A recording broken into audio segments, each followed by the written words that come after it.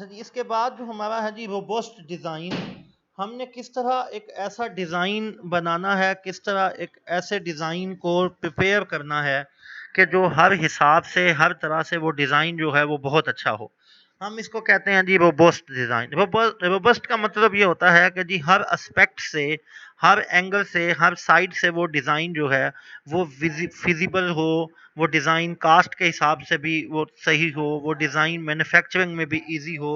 उसको अगर हम डिज़ाइन को फिजिकली क्या कहते हैं कि बनाएं, तो वो भी उसमें भी इजी हो, हमारा रिसाइकलिंग का पर्पज़ हो।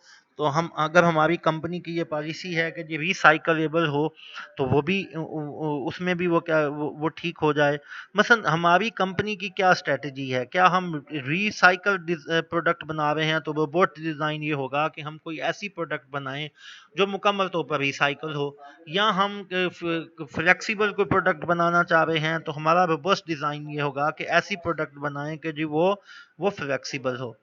अब हम कहते हैं जी robust design are the result produce or service that can function over a broad range of conditions, safe हो, रिलायबल ऑपरेशंस हो, कोई एक्सक्यूज ना हो, इन्वायरमेंटल करेक्टरिस्टिक्स उस पर पूरी हो। मसलन अगर यहाँ हम एक एग्जांपल देते हैं कि जी ऑटोमोबाइल अगर यूरोपियन कंडीशंस में बनाई गई हैं, तो क्या वो पाकिस्तानी कंडीशन में भी वही ऑटोमोबाइल बनाई जाएंगी या वो डिफरेंट होंगी? जाहिर बात है हम इसको डिफरेंट क्या कहते हैं कि वो तरीके से वो बनाएंगे।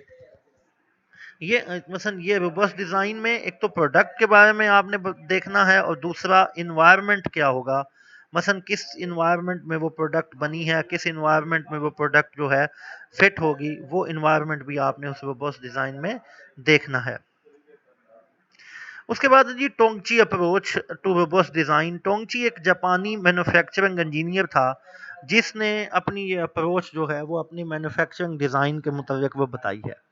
ठीक है जी, वो ये कहता है कि जी वो चैंपियन था, वो कहता है reduction in the variability factor in manufacturing process. वो कहता है जितने भी डिफरेंट फैक्टर्स हैं जो वेरिएबिलिटी क्रिएट करते हैं, उनको उनको रिड्यूस कर दिया जाए, उनको कम से कम कर दिया जाए, वेस्ट को ख़त्म कर दिया जाए या आइसोलेट कर दिया जाए, प्रोडक्ट से अलहदा कर दिया जाए। ऐसा कोई डिज़ाइन बनाया जाए जिससे जो वो वेस्ट है वो चीज़ है वो प्रोडक्ट से अलहदा हो जाए।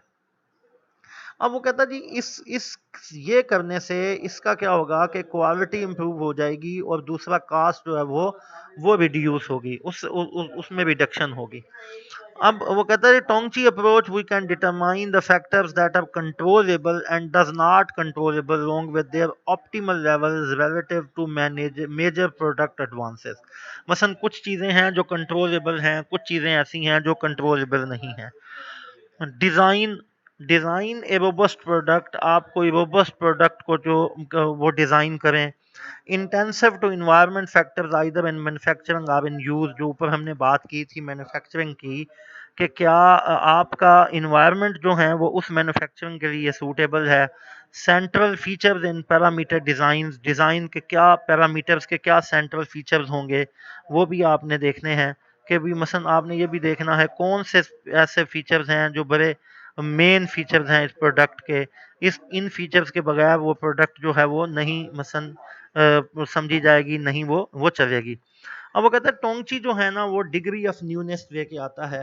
मसलन Taguchi approach is the degree of newness, कि आप कितनी जल्दी, कितने अच्छे तरीके से, या कितनी क्या कहते हैं कि लेवल पे प्रोडक्ट को चेंज कर रहे हैं, न्यू बना रहे हैं। Degree of newness is an incremental enhancement of certain quality based performance feature of the product for the product. मसलन उस प्रोडक्ट के अंदर कौन से ऐसे फीचर्स हैं, इंक्रीमेंट इजाफा किया है कौन से ऐसे फीचर्स का, कि प्रोडक्ट जो है वो आपकी ऐसे लगे जैसे वो नई प्रोडक्ट है या नई प्रोडक्ट बनी है। The various ways in which degree of newness can be achieved in modification of existing product of services, हम उनमें मॉडिफाई कर दें, एक्सपेंशन कर दें प्रोडक्ट्स की, प्रोडक्ट के साथ कोई एडिशनल फीचर्स दे दें, clone of competitors of product and services, या कंपेटिटर की प्रोडक्ट और सर्विसेज को कॉपी कर लें, उसको बेंचमार्क कर लें, न्यू प्रोडक्ट एंड सर्विसेज क्या दें, और डिग्री ऑफ डिज़ाइन चेंज क्या दें। मसलन वो क्या होगा वो हमें यहाँ पर देखेंगे जी। अब फेजेज इन प्रोडक्ट डेवलपमेंट प्रोसेस में ये 9 फेजेज हैं जी। ये 9 चीज़ें जो हैं हमें यहाँ से मिलेंगी। आइडिया जनरेशन होगी कि जी जब हमने कोई नई प्रोडक्ट डेवलपमेंट या प्रोसेस करना है तो ये 9 स्टेप्स हैं। सबसे पहले आइडिया जनरेट होगा। आइडिया जनरेशन कहाँ से होगा? इंटरनली भी हो सकता है, एक्सटर्नली भी हो सकता है, आपके कस्टमर भी बता सकते हैं, आपके वो जो स्टेक होल्डर्स हैं वो भी बता सकते हैं, डिस्ट्रीब्यूटर्स भी बता सकते हैं, एम्प्लॉयर भी बता सकते हैं, आपको सोशल मीडिया के ज़रिए भी पता लग सकता है, आपको कंपनी के ब्लॉग से भी पता लग सकता है। इसके लिए आप कंपनी में ओपन इनोवेशन का सिस्टम रखेंगे कि ओपन कम्युनिकेशन का सिस्टम रखेंगे कि कम्युनिकेशन लोगों के दरमियान सही हो, ताकि आपको पता लगता रहे प्रोडक्ट के बारे में और उसकी फिजिबिलिटी के बारे में कि क्या क्या चीज़ें चेंजिंग प्रोडक्ट में आई हैं। फिजिबिलिटी एनालिसिस बनाएंगे, क्या वो प्रोडक्ट बन भी सकती है कास्ट वाइज, ओरिजिनली क्या वो बन सकती है, उसका डिज़ाइन मसलन ऐसे तो नहीं है कि सिर्फ हम उसको कागज़ पे बना रहे हैं, वैसे वो नहीं बन सकती। प्रोडक्ट स्पेसिफिकेशंस क्या होंगी, क्या क्या करेक्टरिस्टिक्स होंगे उसमें, किस किस नीड को पूरा करेगी, किन के लिए वो प्रोडक्ट होगी, तो सारा कुछ उसमें कौन कौन से इंग्रेडिएंट उसमें शामिल होंगे, क्या क्या लगेगा उसमें, प्रोसेस स्पेसिफिकेशन वो कैसे बनेगी, किस प्रोसेस से गुजरेगी, प्रोटोटाइप डेवलपमेंट। फिर उसी प्रोटोटाइप का मतलब उसी तरह की प्रोडक्ट जो आपने डिज़ाइन किया वो बनानी है। फिर आप उसको रिव्यू करेंगे, क्या वो वही प्रोडक्ट बनी है जो आपने कही थी, एक स्टैंडर्ड जो सेट किया था।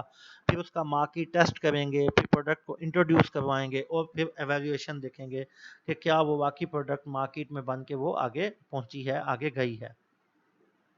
ठीक है जी। आप इसमें मसलन वही जो मैंने कहा, basic research, advance knowledge about subject without near term commercial application, applied research होगी, development, convert results.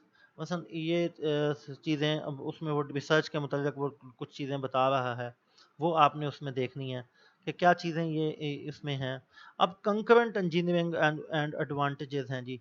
Concurrent engineering क्या है, ये फिर नेक्स्ट उसकी वीडियो में हम उसको डिस्कस करेंगे जी।